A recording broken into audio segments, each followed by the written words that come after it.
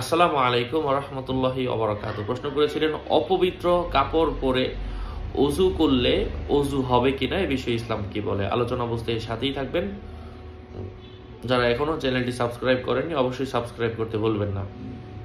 অপবিত্র কাপড়ে যদি কেউ ওযু করে এবং অপবিত্র কাপড়টা যদি একেবারে শুকনো থাকে, কোনো ভিজার কোনো অংশ শরীরের মধ্যে না লাগে, হ্যাঁ, অথবা যেটা গলিস শক্ত পদার্থ, বীর্য, পায়খানা, বমি, রক্ত, এগুলা কাপড়ের মধ্যে লেগে আছে কিন্তু শুকিয়ে গেছে, এটা কাপড়ে শরীরে লাগার কারণে ওখান থেকে নাপাকি উঠে আসে না, তাহলে এমন কাপড় পরে শুকনা নষ্ট নাপাক কাপড় পরেও ওযু করা যাবে। তারপর ওটা খুলে আবার পবিত্র কাপড় পরে আমি নামাজ পড়তে পারবো, অসুবিধা নাই। তবে যদি ওটা ভিজা থাকে তাহলে তো শরীরে লেগেই যাবে, শরীরও নাপাক হয়ে যাবে, বিষয়টা খেয়াল রাখবো। ওটা যদি শুকনা হয় তাহলেই কিন্তু।